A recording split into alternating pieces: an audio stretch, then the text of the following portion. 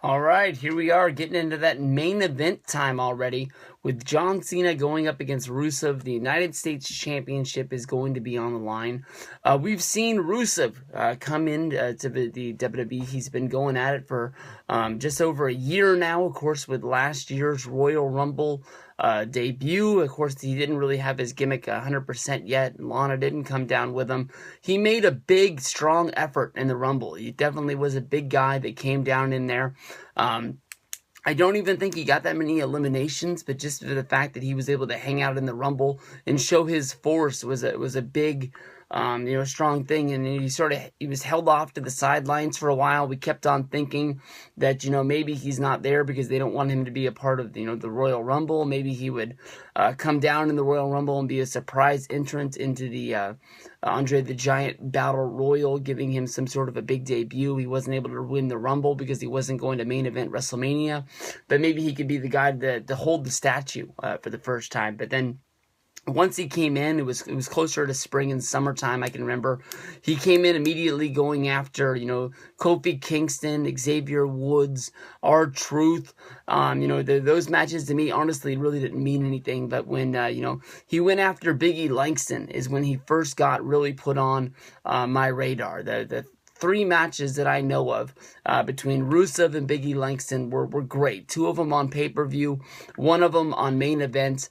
If they did Rusev versus Biggie Langston at WrestleMania, I would be standing up in my seat. Those are two guys that I want to see. They're two big, strong guys that don't mind how hard they hit each other, and it's just going to be fun. Of course, then from there, he went into SummerSlam going up against Jack Swagger, and from there, he got promoted up into the Authority, where he went into the Team Cena versus Team Authority, his first real big main event spotlight, where he was undefeated streak was sort of used, sort of saying, he is one of the biggest, baddest dudes that's in the locker room at this time. Why would he not join the Authority and get some strength behind him? A lot of people question the fact of Lana and Stephanie mixing it up in the back, and why they would do that and sort of take some of the steam away from Lana. But honestly, I really like Rusev. I mean, his matches, is the things that he does in his moveset, honestly, isn't like what anybody else does out there. And him going up against John Cena at Fastlane, even though this match, honestly, in my mind, definitely was the one I was thinking was going to happen at WrestleMania, and they're doing it based off of the fact that, they were trying to do a John Cena post-match interview on the WWE Network with the fallout of the Royal Rumble, and Rusev, who had just been eliminated as the last guy left by The Rock and Roman Reigns, butted in on John Cena's mic time, and because of this, John Cena decided he was pushing and shoving time. So many other times we've seen in John Cena's career, somebody comes in and interrupts his mic time.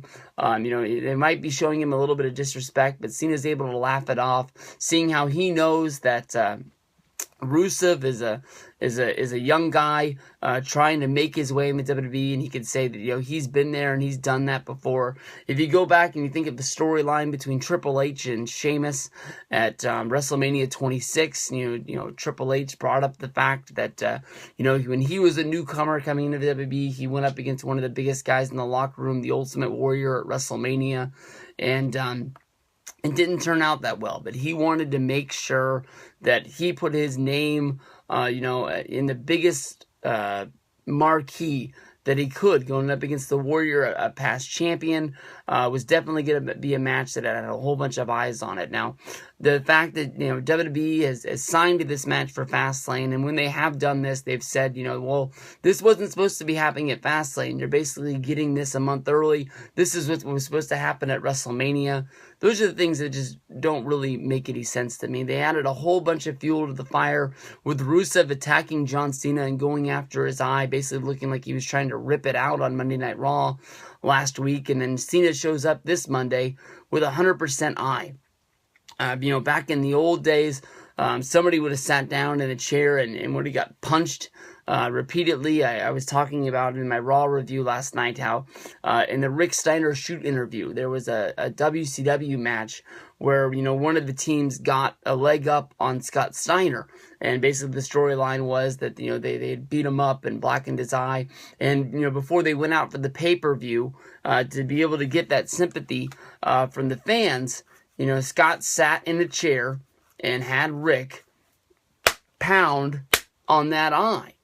Friendly fire in the locker room, knowing that, when they go out there and that eye is swelled shut and, the Steiners are able to go out there and still find a way to pull out a victory, it's going to make them look better in the long run. I know that John Cena has a lot of things out there where he's doing Make-A-Wishes, he's doing movie shots, he's doing TV show drop-ins, he's going to be on Parks and Rec tonight with Amy Poehler. That's what that chick's name is, right?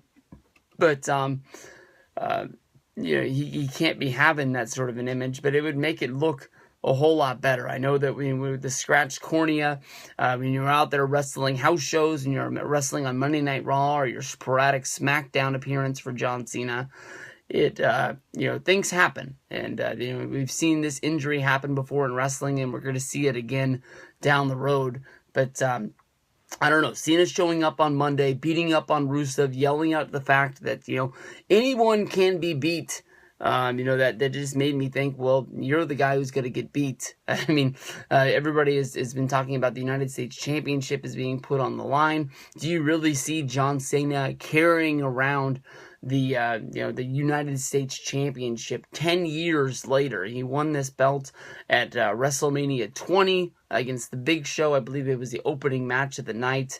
That from there, he would carry that belt for almost a year, minus the time that he dropped it to Carlito after being stabbed by Jesus in a nightclub.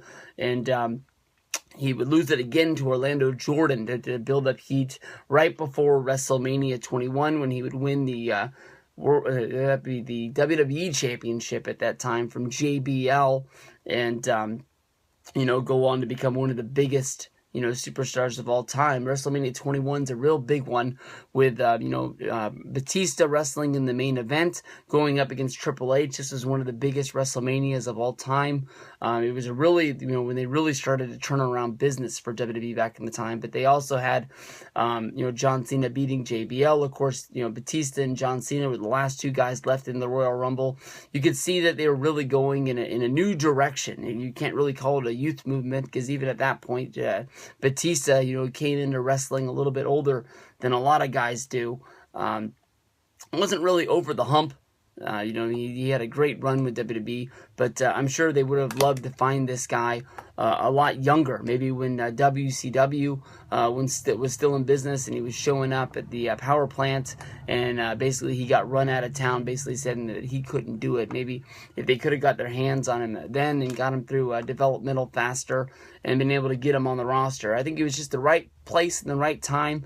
I was out of wrestling at the time of Evolution. I came in right at the very end of it, after they'd already kicked Orton out, and Batista was trying to get his shine at the time, always being the guy in the background. But, the Evolution, from watching a lot of DVDs and catching up on things that I missed, was a great damn team.